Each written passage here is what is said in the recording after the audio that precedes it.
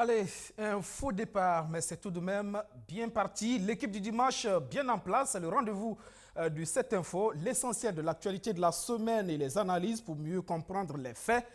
Deux invités, on parlera du 4e anniversaire de l'insurrection populaire. On va aussi s'interroger, le Burkina Faso va-t-il procéder à une augmentation du prix du carburant, comme c'est le cas pour la Côte d'Ivoire? En tout cas, certaines sources en parlent. Le journal du dimanche, pour commencer, c'est parti.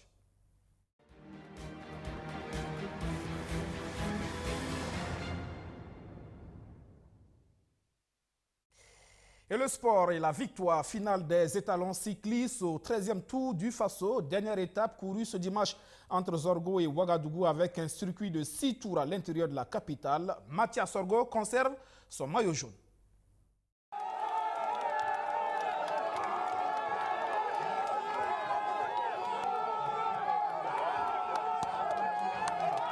Mathias Zorgo, grand vainqueur du 31e tour du Faso. Le Burkinabé est porté en triomphe à l'arrivée de la 10e étape courue entre Zorgo et Ouagadougou. Le Burkina Faso revient dans le palmarès du Tour après 2 années de disette. Toujours bien classé depuis sa première participation en 2015, Mathias a attendu cet instant avec patience. En jaune depuis la 2e étape et après avoir cédé le maillot à son coéquipier Seydou Bamoga la 3e étape, Mathias Zorgo, l'ancien de l'Université Club de Ouagadougou et du RCK, va reprendre le maillot le plus convoité à Waïguia pour ne plus le relâcher. Depuis ma première participation au Tour du Faso en 2015, je me suis classé 3e au général. L'année 2016, j'ai remporté le maillot à Coupela et je l'ai perdu par la suite, par des chutes. 2017, je suis revenu, je disais que ça allait être l'année du bonheur. J'ai fait encore la 3e place. Donc cette année, je ne peux que rendre grâce à Dieu. Vous voyez que sincèrement, j'ai le sourire. Je suis très content en tout cas d'avoir ce maillot. Je sais aussi que l'équipe est de même joie avec moi. L'étape du jour, distante de 127 km 200, a débuté à Zorgo et a connu un circuit de 6 tours à Ouagadougou. L'Allemand Kraven Dan arrive à la tête des 4 échappés dans la capitale burkinabé, enlève seuls les 2 derniers points chauds avant de se faire bouffer par le peloton à un tour de l'arrivée. Comme depuis la 5e étape, la Belgique a fait des victoires d'étape une affaire personnelle. Timmy Debou signe sa 3e victoire personnelle du Tour et la 5e victoire belge de l'édition. Il avait d'ailleurs dans ses roues le maillot vert Herman Keller et le vainqueur de la veille, Arne de Groot. Côté burkinabé, c'est une mission accomplie. Attention le Togo, attention le Bénin, attention, c'est l'Europe qui gagne. Ah là là là là là là là là là là là là. L'Europe.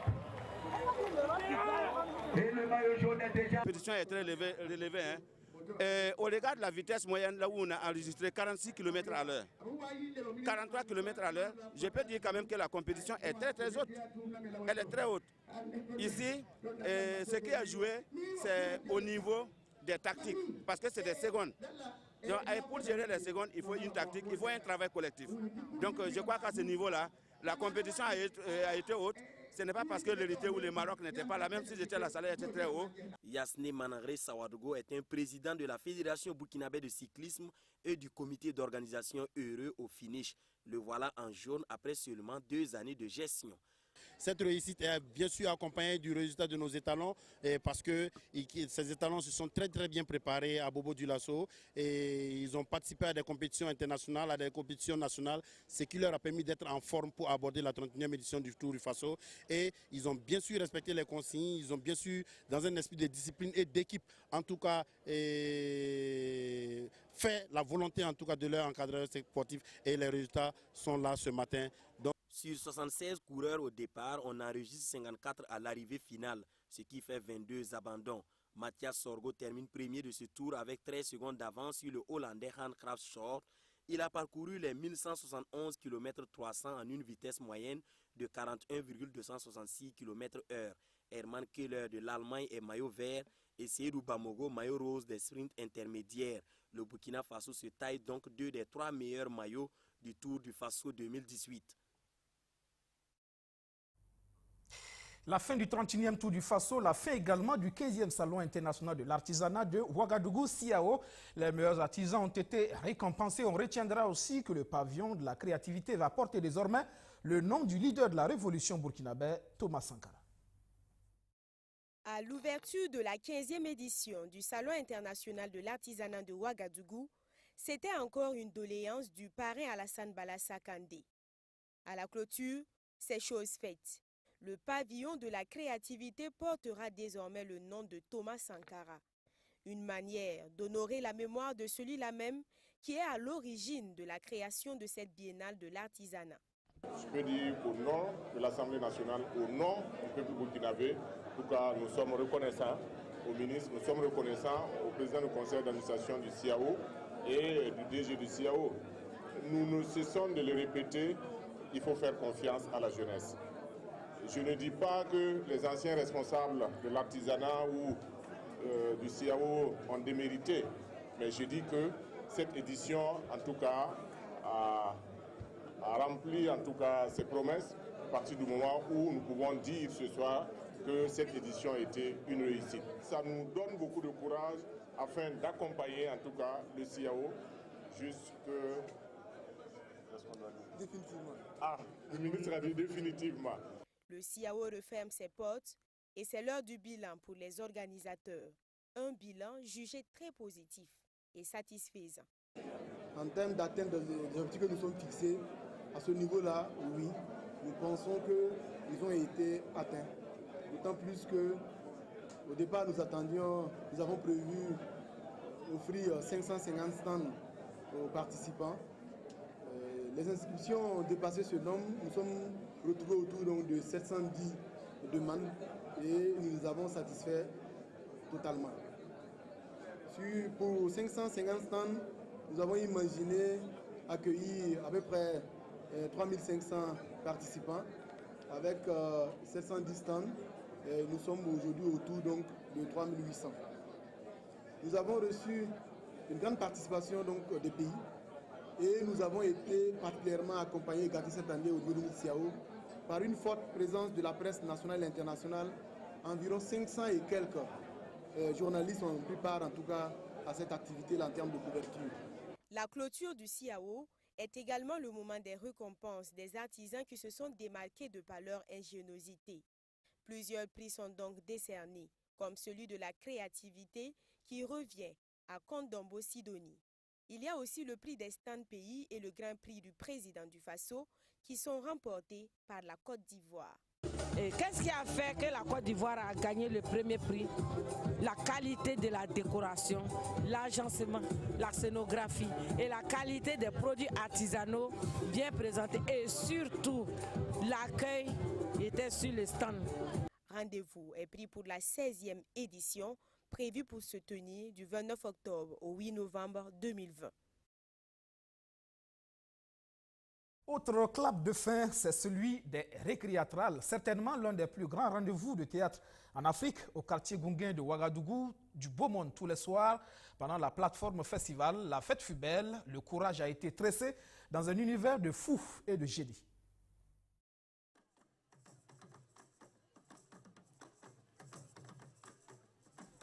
Battement du Bendré pour indiquer la fin des récréatrales, l'espace panafricain d'écriture, de création, de recherche et de diffusion théâtrale. Du 26 octobre au 3 novembre 2018, Ouagadougou a été la capitale mondiale du théâtre. Près de 70 000 festivaliers ont convergé vers ce lieu pour découvrir le génie des artistes. Nous avions prévu 13 spectacles, 13 salles de théâtre et tous les soirs les salles ont refusé du monde. La scénographie dans la rue a émerveillé, donc c'est pour nous voilà, une édition qui a tenu ses promesses. Les récréatrales, un voyage dans un univers de fous, une scénographie assez originale déployée sur un demi-kilomètre, des coûts familiales réquisitionnés pour abriter les représentations et non des moindres. Festivaliers et artistes n'en demandaient pas plus. Le côté novateur, c'est la qualité des propositions. Si vous faites ceux qui ont fait le tour dans les sites de propositions de création, on voit bien que les spectacles étaient de bonne facture et de professionnellement de haute qualité. C'est vraiment une belle invention. Et la créativité y est. La façon dont les pièces sont faites, les familles sont choisies pour faire les pièces, pour faire les contes et même les conférences. Et moi je trouve que c'est une belle imagination. Tresser le courage, un thème inspiré du contexte sécuritaire auquel le Burkina Faso fait face. Un air de résilience a ainsi flotté sur la capitale burkinabé le temps des récréatrales. Mais dans l'engagement des artistes qui sont venus de partout le monde pour nous dire que dans ce monde où on désespère parce qu'il y a trop de violence, la culture dans sa diversité nous permet de croire à la possibilité d'un autre monde. Un monde construit autour des valeurs comme la paix, la tolérance, le partage mutuel. Mais surtout pour indiquer à la face du monde que le Burkina Faso est debout et que la meilleure réponse à apporter aux ennemis de la démocratie et de la liberté, c'est de rechercher dans le tréfonds de notre culture pour résister. Désormais considéré comme un événement d'envergure nationale à l'instar du FESPACO et de la SNC, les récréatrales s'inscrivent résolument dans la promotion du savoir-faire africain. L'édition 2020 achèvera de convaincre de cette réalité. Parce que l'édition 2020 est une édition très importante puisque il y a une saison culturelle de toute l'Afrique en France en 2020 et les récréatrales ont été choisies comme étant la plateforme panafricaine qui va répercuter l'ensemble des créations et qui vont se présenter en Europe. Donc, la 11e édition s'annonce donc grandiose et le comité d'organisation, à ce qu'on dit, est déjà à pied d'œuvre pour relever le défi.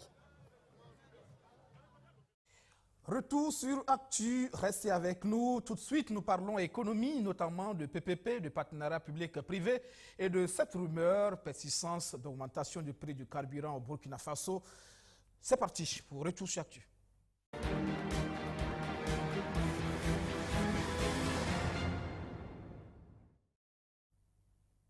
Cette question pour commencer donc. Où en est-on avec les PPP, les projets partenariats publics-privés annoncés en pompe comme la solution pour accélérer l'investissement au Burkina Faso? Plus d'un an après l'adoption de la loi portant allègement des procédures en la matière, les résultats sur le terrain ne semblent pas visibles. Qu'est-ce qui explique cette situation? L'AJB, l'Association des journalistes du Burkina, a voulu comprendre cette semaine. Des PPP ou partenariats public-privé au Burkina Faso est bien antérieur à la polémique qu'il suscite depuis 2017. Sa naissance remonte à mai 2013 avec l'adoption de la loi 020 portant un régime juridique du partenariat public-privé. Celle du juillet 2017 n'étant en réalité qu'une loi d'allègement de ces conditions. Chacun, bien sûr, de son côté, l'interprète de sa façon, mais nous, tel qu'on l'a présenté, en fait, c'était pour vraiment permettre au ministère d'aller vite. Mais là où il y a l'incompréhension, je pense, et qu'il y a effectivement peut-être manque de communication, c'est que les gens ont pensé que la loi d'allègement, c'était pour qu'à la fin, signer un contrat PPP. Et quand vous lisez même la même loi, là, la loi d'allègement, il y a un article qui dit seuls les contrats, c'est-à-dire les partenaires pour lesquels les négociations auront déjà commencé, les contrats pourront être signés. Ça veut dire quoi?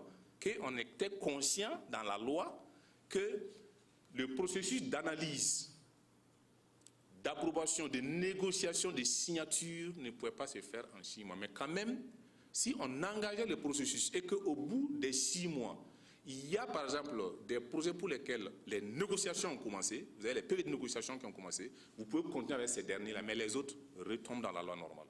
Ces conditions d'allègement qui devaient permettre au ministère ciblé d'alléger le processus de financement de certains projets a abouti à pratiquement aucun PPP signé durant les délais de 6 mois accordés. Pour la partie gouvernementale, elle attendait plus les PPP en mode BOT, ce qui signifie construire, exploiter et transférer.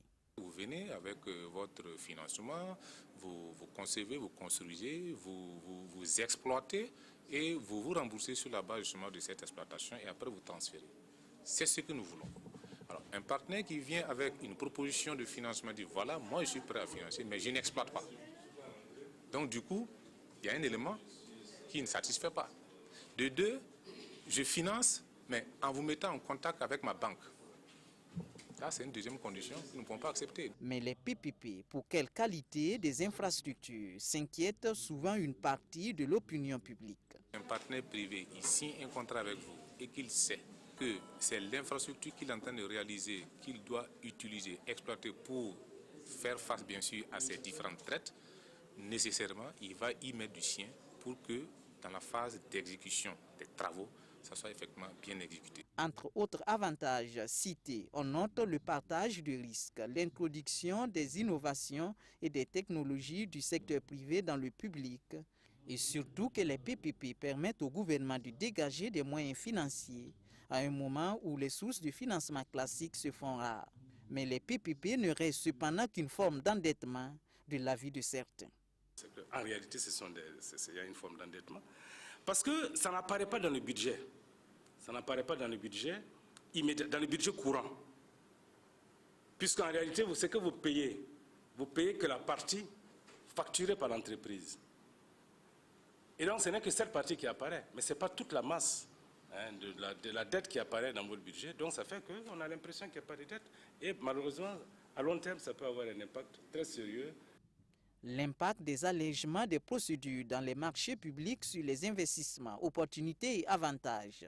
C'est sur ce thème que l'AJB, l'Association des journalistes du Burkina, a tenu cette 6e conférence publique qui s'inscrit en droite ligne avec son projet de gouvernance économique et de participation citoyenne. Premier invité de cette info, Lionel Bilgo, journaliste, éditeur de presse. Bonsoir. Bonsoir. Les PPP qui ont fait couler beaucoup d'encre de salive, on se souvient justement de cette loi d'allègement en la matière. Là, on fait le bilan et on se rend compte que concrètement sur le terrain, il n'y a pas grand-chose. Apparemment, il y a quelque chose qui bloque, c'est surtout au niveau BOT, c'est-à-dire construire, exploiter, transférer. Là, l'État a du mal à avoir des investisseurs. Oui, le BOT, Build, Operate and Transfer, qui ne marche pas forcément dans un pays comme le Burkina Faso. Vous savez, on a emprunt à des problèmes sécuritaires. Donc les investisseurs ne se bousculent pas trop. Il y a un dynamisme en fait, social aussi qu'il faut avoir avec des relents, en fait, si vous voulez, de divergence de point de vue en termes sociologiques, etc. Donc tout ça, ça fait que les investisseurs ne se bousculent pas trop à nos portes pour s'engager dans cette aventure-là, parce que tout simplement, c'est de l'argent mis en investissement qu'on va récupérer à compte-gouttes, en fait, comme une espèce de poche qu'on vous met sous perfusion, et puis après, dans la durée. Donc, du coup, c'est à l'État burkinabé, je pense, de montrer plus de crédibilité ou de mettre, en fait, des outils en place pour rassurer ces investisseurs-là et les inviter à sauter le pas pour que ça marche. On espère que ça va marcher par la suite. En tout cas, autre sujet d'économie ce soir. Allons-nous vers une augmentation du prix du carburant au Burkina Faso? En tout cas, certaines sources bien introduites pensent que oui. La Côte d'Ivoire, elle, multiplie déjà les augmentations. Lionel, justement, on parle de la Côte d'Ivoire qui est à sa énième augmentation du prix du carburant en l'espace d'un an, 4 ou 5 fois, je crois. 640 francs CFA, soit 20 francs de plus sur le litre du super et 615 pour le gasoil, soit 5 francs de plus. De quoi agacer le consommateur ivoirien. Ça fait des gorges chaudes, cher Robin, parce que tout simplement, les Ivoiriens sont habitués justement à ces changements-là. Et je pense que ce qui manque à cette gouvernance ivoirienne, c'est la communication. Parce que, rappelez-vous, il y a de cela quelques mois, l'État ivoirien augmentait à nouveau le coût du carburant, l'a réaugmenté une deuxième fois à l'espace de quelques semaines. Puis là encore, il y a la semaine dernière, on apprend que le carburant va alors aller en avolée en Côte d'Ivoire. Donc ça fait des gorges chaudes, les populations ne comprennent pas parce que tout simplement ça impacte la vie sociale, ça impacte le quotidien des Ivoiriens et donc ils sont inquiets. Alors on parle d'une augmentation qui sera applicable du 1er au 30 novembre 2018, c'est vraiment dans le temps. Oui, c'est dans le temps. Et la Côte d'Ivoire donc, mais aussi d'autres pays de la sous-région, d'où cette crainte d'une hausse pour le Burkina Faso aussi. Moi je pense que c'est plutôt un réalisme plutôt qu'une crainte. Il faut se dire, le Burkina n'est pas en dehors du monde, on fait partie du monde. Il y a des impacts structurels qui ne dépendent pas forcément de nos gouvernants ou de nos dirigeants. Le Togo a passé à une augmentation, le Bénin a connu une augmentation, le Sénégal a connu une augmentation, le Mali a connu une augmentation. Tous les pays autour de nous ont connu des augmentations. Donc du coup, ça fait qu'on se dit que le Burkina, sauf à être extraterrestre, pourrait éviter une augmentation du fait de cela. La dernière augmentation qu'il y a eu au Burkina était de mai 2016. Rappelez-vous, c'était même pas une augmentation, c'était plutôt une diminution du coût du pétrole de 50 francs en mai 2016 qui était retiré au coût du pétrole. Et aujourd'hui, le baril était à 40 $ à l'époque. Aujourd'hui, on parle de 80 $ le baril au moment où on parle aujourd'hui. Donc du coup, ça fait que c'est presque inévitable que le carburant parte à l'envolée au Burkina Faso. Presque inévitable, peut-être même déjà dans le starting block, apparemment, selon certaines informations, ça va être une réalité. De source bien introduite, le premier responsable des ministres, le ministre Paul Kabatieba, le premier ministre Paul Kabatieba, serait dans les cuisines et dans les casseroles en train de préparer justement la population burkinabé à accepter cette augmentation qui est presque imminente de sources bien introduites. Donc, dans les jours à venir, on connaîtra certainement de quel montant, de quel ordre d'idées on aura cette augmentation. Mais je tiens à rappeler que cette augmentation, en réalité, comme je disais tout à l'heure, sauf à être extraterrestre, dans les autres pays aux alentours, le Burkina Faso a le gasoil le moins cher. Comparé au Bénin, au Togo, au Sénégal par exemple, là où c'est plus cher qu'au Burkina Faso. Aujourd'hui, on est à 602 francs le super. Et puis, je pense à 526 francs le gasoil. Le prix réel qu'on aurait dû payer sur ces deux coûts, par exemple, le super, on aurait dû payer 659 francs. Alors qu'aujourd'hui, on paye 602 francs. Le gasoil de 525, on aurait dû payer peut-être 580 francs. Donc du coup, ça fait que le carburant est subventionné au Burkina. En 2017, c'était 28 milliards de francs CFA que le gouvernement et l'État mettaient pour subventionner et garder ces prix-là au même niveau. Donc, inévitable, on va assister dans les semaines à venir à cette augmentation, c'est clair, au niveau du Burkina. Assister dans les semaines à venir à cette augmentation. Je donnais les prix au Burkina. Au Sénégal, par exemple, le super est à 695 francs. Au Mali, 720 francs. Et puis au Ghana, il est à 612 francs. Ces pays sont des pays maritimes. Il faut savoir que dans l'achat du prix du pétrole, tous les pays achètent au même taux. Aujourd'hui, le litre est à 1,17 $ à peu près, le prix moyen du carburant. Et le baril est acheté presque au même prix. On ne tient pas compte de l'enclavement. Par contre, ensuite, il y a des frais de transport, d'acheminement. Et ensuite, il y a les taxes des États qui appliquent des taxes en fait, sur l'achat du carburant qui peuvent impacter le prix. Le Bénin et le Togo à côté peut-être prennent leur carburant au Nigeria. Et là, ça peut leur revenir moins cher. Voilà. Et le carburant, c'est quand même une question socialement sensible.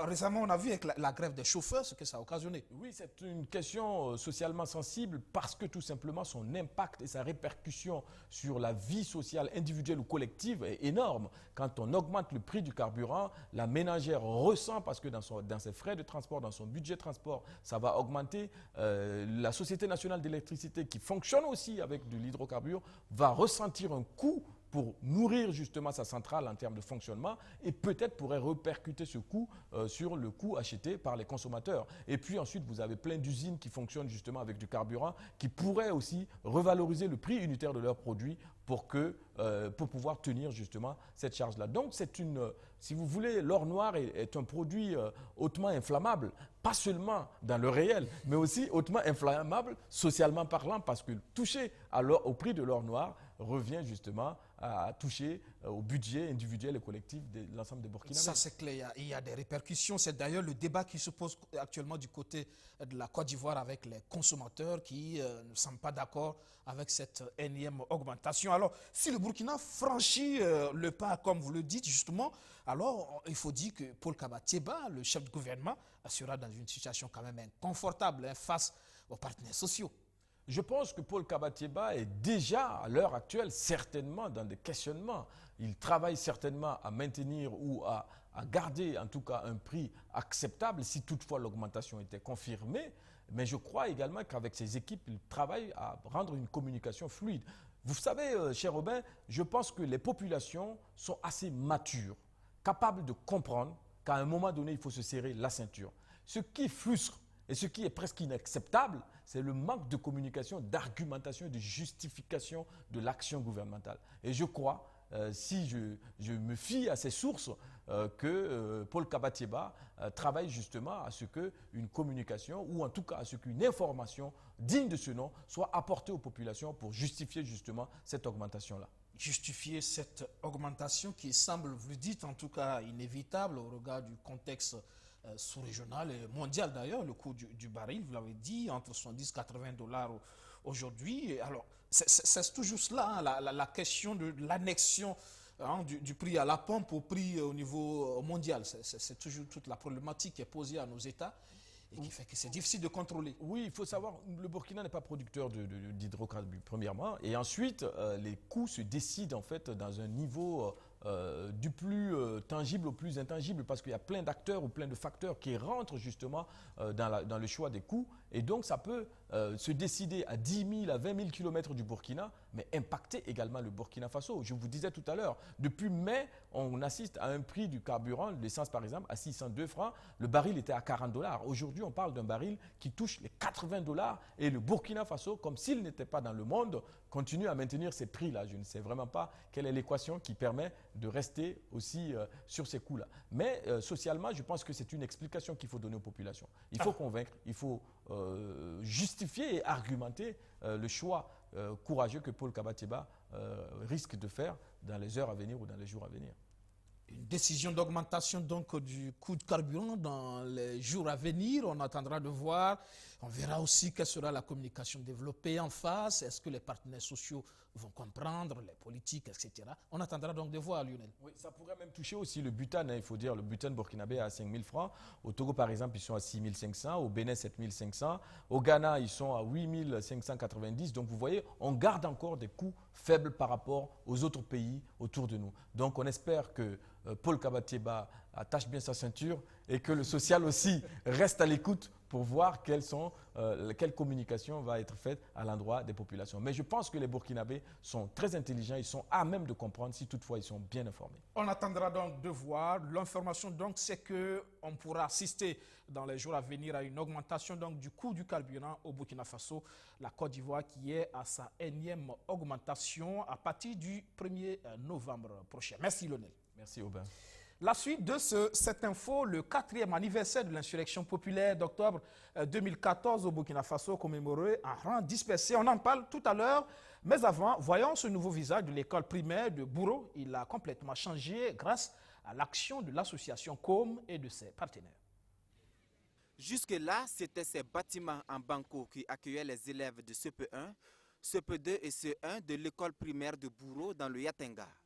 Désormais, c'est un nouveau visage, un bâtiment flambant neuf, composé de 3 classes qui recevra les nouveaux élèves du village.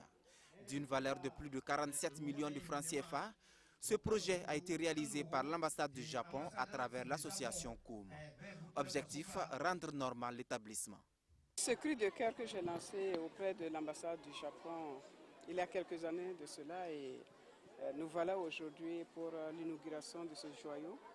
Je ne sais que être très contente de ce qu'on a pu réaliser, parce que effectivement l'enseignement donné dans de mauvaises conditions ne permet pas d'atteindre nos objectifs.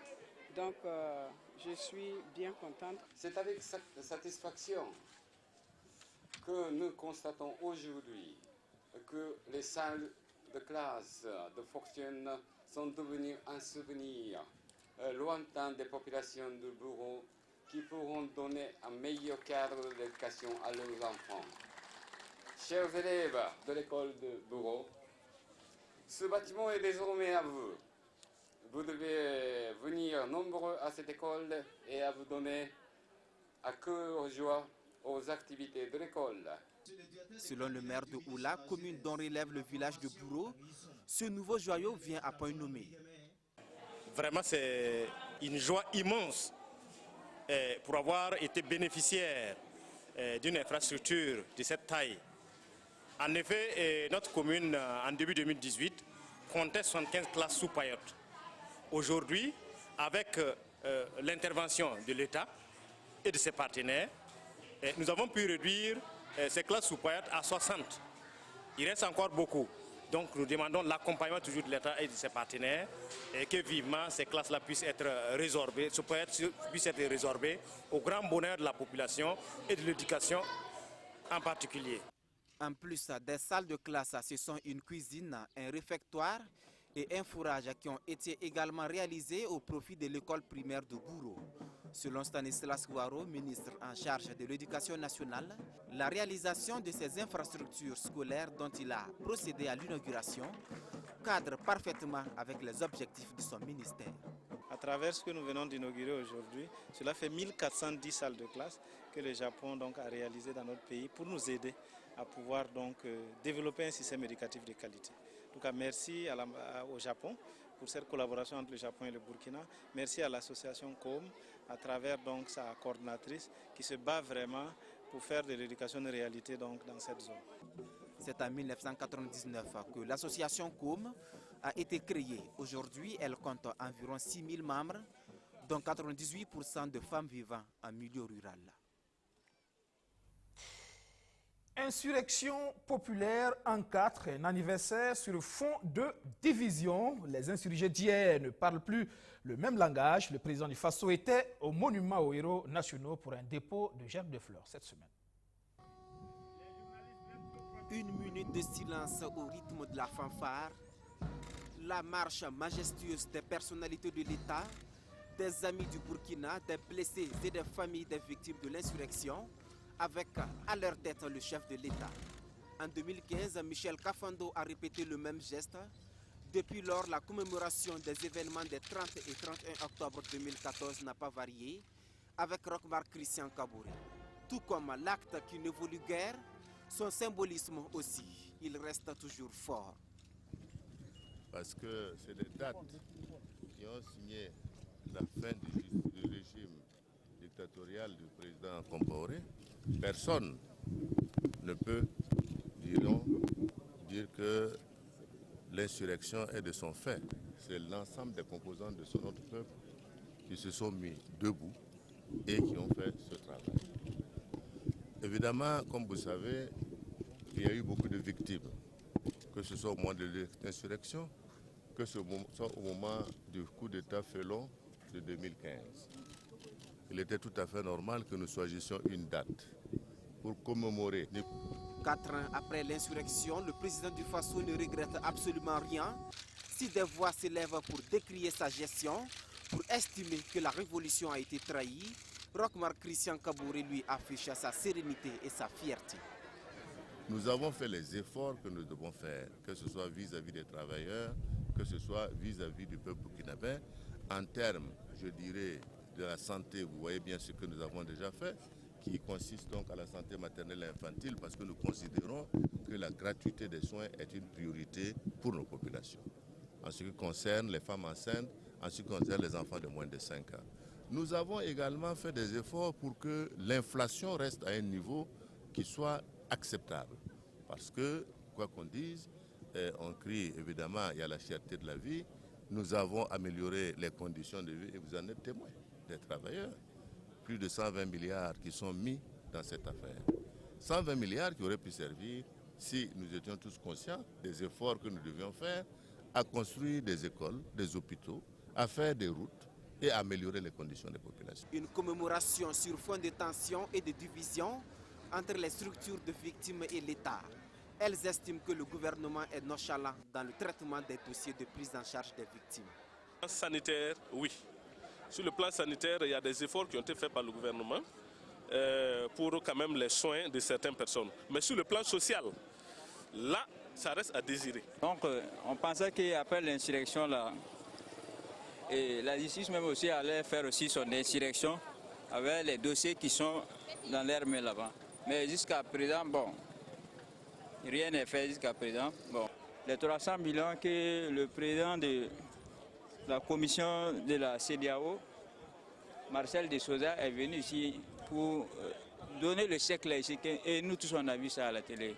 Mais jusqu'à présent, ce n'est pas, en tout cas, on n'est pas parvenu. Dans la même logique, aux côtés du président du Faso ce matin, le président de l'Union des familles des martyrs de l'insurrection populaire, Pouaoulabou Peka Victor, en cravate rouge, avait pourtant annoncé quelques jours plus tôt qu'il bouderait cette commémoration.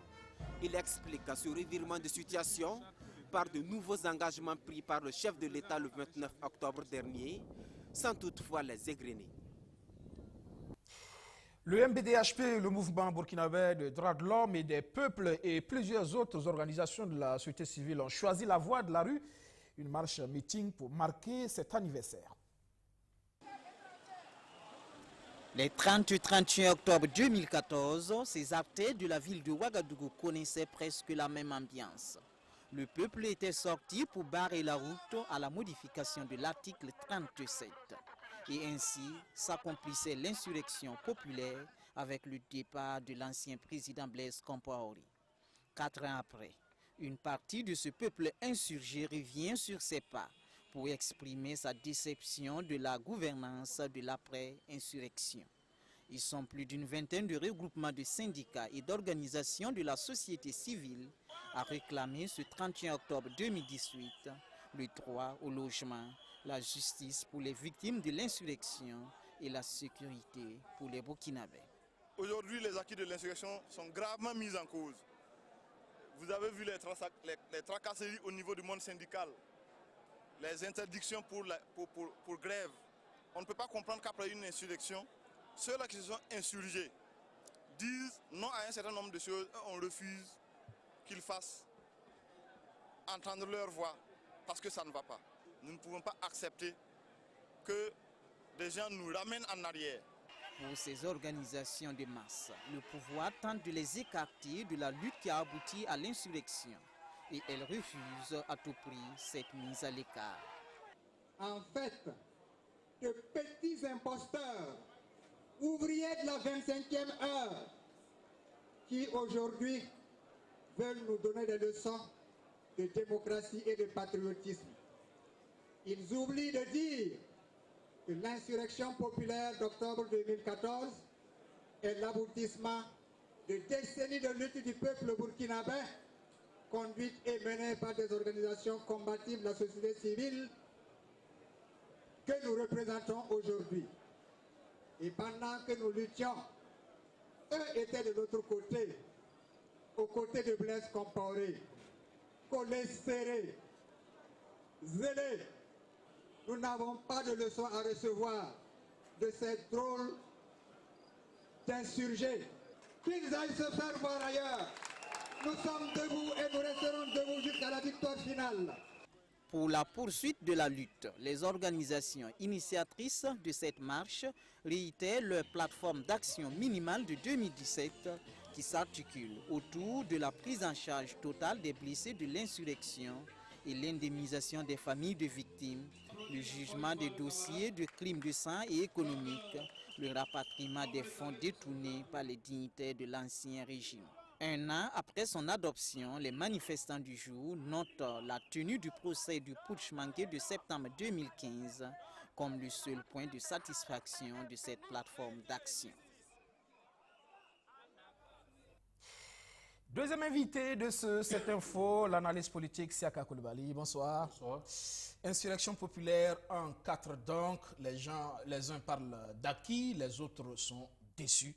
Visiblement, les insurgés ne parlent plus le même langage. Le consensus a visiblement foutu le camp. Oui, ça me semble assez normal qu'au bout d'un certain temps, il y ait ces dissensions entre ceux qui étaient déjà d'accord au moment du mouvement lui-même en 2014, à savoir que ceux qui gèrent le pouvoir donc, se trouvent en face de certaines difficultés qui font qu'ils n'arrivent pas à satisfaire les attentes qui étaient importantes à l'époque, formulées par le peuple et dont ils étaient au courant effectivement avec la campagne électorale au cours de laquelle plusieurs groupes sociaux avaient exprimé leur point de vue.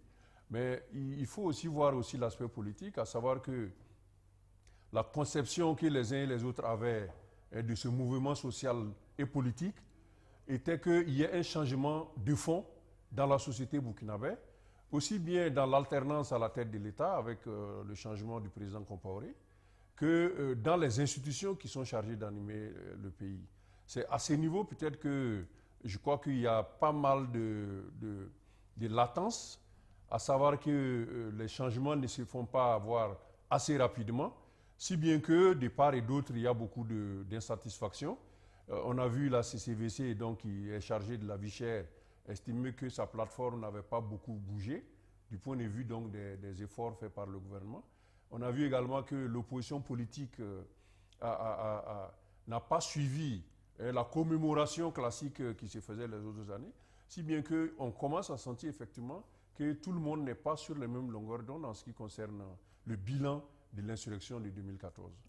Le changement, peut-être sur le plan socio-économique, ça prend peut-être du temps, mais sur le plan du comportement, de la gouvernance vertueuse, ça devait aller beaucoup plus vite. Effectivement, c'est à ce niveau qu'on devait voir les premiers changements, à savoir que la façon de fonctionner de l'État et des servants de l'État aurait dû être totalement l'inverse. D'autant qu'au niveau du gouvernement et du chef de l'État, on entend très souvent faire les références au capitaine Thomas Sankara, qui, lui, s'est déterminé, s'est démontré comme étant celui qui a le moins fait usage des avantages liés aux fonctions. Et ici, on pense que peut-être qu'il y a eu des efforts qui ont été faits par le gouvernement, beaucoup de réductions du train de vie de l'État. On a vu plusieurs mesures prises par le Premier ministre. Mais dans le fonctionnement, cette histoire de talisman et de V8 a aussi ramené les esprits pour dire que finalement, les responsables ne lésinent pas quand il s'agit de leurs avantages, de leurs conditions de travail. Les nominations de complaisance, oui. La corruption, l'impunité. Les nominations, bon, à ce niveau, il faut peut-être laisser un peu de marge au gouvernement. Là, il faut peut-être évaluer le bilan des actions qui sont menées pour voir que la nomination n'est pas vraiment celle qu'il aurait fallu. Sur d'autres points. On a des ministres aujourd'hui de la défense et de la sécurité qui sont décriés, par exemple. Oui, cela est réel. Effectivement, l'opposition a pointé du doigt 2 ministres essentiellement à les nommant, en disant qu'au vu du bilan de l'insécurité, il serait bon que ces deux personnalités puissent être changées. Bon, c'est un débat politicien, mais il faut dire qu'il y a du réel, étant donné que quand on regarde ce domaine de la sécurité, on se rend compte que la situation ne fait qu'empirer et que de jour en jour, il y a une peur que le pays ne soit d'un moment à l'autre totalement submergé par les forces terroristes. Si bien que chacun y va de sa proposition. L'opposition politique, c'est dans son rôle, propose qu'il y ait des changements de personnes à ce niveau-là. Le gouvernement s'est fait désirer à ce niveau, pense peut-être qu'il ne s'agit pas des personnes qui sont en cause et que d'autres niveaux de levier devraient être activés, peut-être les moyens à mettre en place, peut-être la réorganisation des services de défense et les unités de sécurité. Donc, comme on dit, la réforme du secteur, peut-être qu'il s'agit de cela plutôt. Mais je pense que l'un dans l'autre, il y a pas mal d'éléments qui permettent de faire croire que le vrai bilan, en réalité, il est plutôt mitigé, à savoir que l'État continue de fonctionner. Quand vous allez faire le bilan du PNDS par secteur ministériel, vous verrez qu'il y a certains secteurs qui donnent quelques résultats, quelques indicateurs sont remplis, tandis que dans les grands domaines, comme l'insécurité, comme la fraude sociale, et puis peut-être la question du pouvoir d'achat également. Et ça, ce sont des questions directement qui touchent les populations, si bien qu'elles sont beaucoup plus sensibles d'un point de vue politique. L'insurrection, finalement, entre 66, pour certains analystes, on a raté le coche après ce soulèvement. Est-ce que pour 2014, c'est effectivement dans cette tendance, est-ce qu'on est en train de rater véritablement encore le coche par rapport aux attentes, par rapport à ce qui était à la base effectivement de cette insurrection, en termes de changement souhaité? Moi, j'ai tendance à faire une analyse sur la durée, en ce qui concerne la vie, presque 60 ans de vie d'indépendance de notre pays, pour dire que c'est une vie politique qui a été marquée par la conflictualité. Il y a eu pas mal de secousses politiques dans ces pays-là. Plusieurs coups d'État, plusieurs régimes d'exception, des allers-retours entre les régimes d'exception et les régimes constitutionnels. Donc on ne peut pas dire que nous avons une trajectoire linéaire en la matière. Et là, il était important, et je pense que c'était un des rôles de la transition, de s'interroger sur les vraies origines, les sources de cette conflictualité politique au Burkina Faso. Pourquoi nous avons toujours tendance à revenir en arrière et pourquoi est-ce que les crises se dénouent toujours de la manière violente. Donc, si on avait fait une introspection à ce niveau, et peut-être tenu, comme je l'avais suggéré, une conférence sociale et politique chargée de réfléchir sur les causes profondes de la conflictualité politique, de la violence en politique, peut-être qu'on aurait déminé un certain nombre de paramètres et qu'on aurait eu un avenir beaucoup plus serein, plus stable. Malheureusement, la classe politique, qui fait partie des paramètres donc, de cette conflictualité, semble être toujours attachée aux objectifs immédiats comme la prise du pouvoir, le positionnement, le gouvernement, etc. et ne veulent pas toujours engager les grandes questions de réflexion. Là-dessus, pendant la transition, j'avais par exemple suggéré qu'on instaure dans le processus électoral le débat présidentiel entre les deux principaux challengers. Ça aurait permis par exemple de voir qu'est-ce que chaque candidat a dans le ventre, qu'est-ce qu'il connaît, qu'est-ce qu'il a à proposer. Et le peuple aurait peut-être eu la possibilité de se faire une idée assez précise de qui pourrait diriger les destinées de l'État. Malheureusement, ces grandes questions n'ont pas été résolues. Si on prend la crise à l'intérieur de la CENI, j'avais aussi proposé qu'on ait un changement de modèle de CENI, qu'on passe du modèle politique au modèle professionnel, qui nous aurait évité tous ces remous qu'on a aujourd'hui, qui peuvent peut-être même hypothéquer, sauf qu'on a beaucoup de temps, ils peuvent hypothéquer les élections prochaines. Alors, on l'a vu, dernière question, dans le cadre effectivement de ce 4e anniversaire, cette sortie à travers un livre de l'un des principaux acteurs de la transition, l'ancien Premier ministre Yacouba Isaac Zida, qui a en même temps fait un bilan de ces 4 ans post-insurrection et qui estime que c'est une catastrophe à la limite. Oui, je pense que beaucoup conviendraient avec moi que le Premier ministre Isaac Zida est le moins bien placé peut-être pour stigmatiser l'action des gouvernants actuels, étant donné que je ne reviens même pas sur l'épisode de l'élection et les tribulations qu'elle a connues, mais plutôt sur le contenu des réformes que la transition aurait dû conduire. Donc là-dessus, j'estime qu'il y a eu pas mal de chantiers qui auraient dû être engagés par la transition, qui ne l'ont pas été, et qui ont été par la suite handicapants pour le régime qui est venu après. Donc là-dessus, peut-être qu'il a raison. Peut-être qu'il a raison sur certains points, certaines descriptions, certains diagnostics, mais il est aussi responsable de tout ce qui arrive aujourd'hui. Voilà. Merci, Seka Coulibaly, d'être passé dans le 7 Info ce soir. Merci. Et ça sera tout pour ce 7 Info. On aurait bien voulu parler aussi de la Côte d'Ivoire, notamment sur le plan politique, avec cette note triste.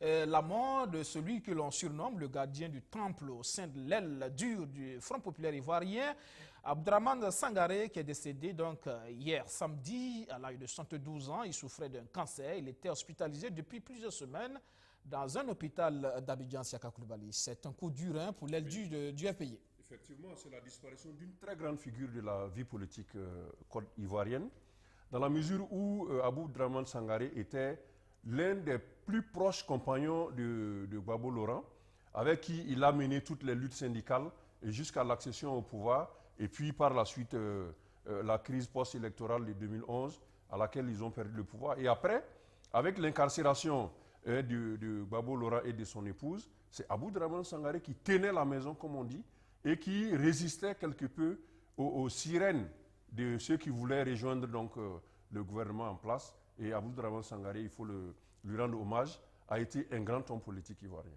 Grand homme politique ivoirien, donc, qui s'en va. Merci encore une fois. Merci. Fin de cette info. Merci de l'avoir suivi. Excellente reprise de travail demain. Bonsoir.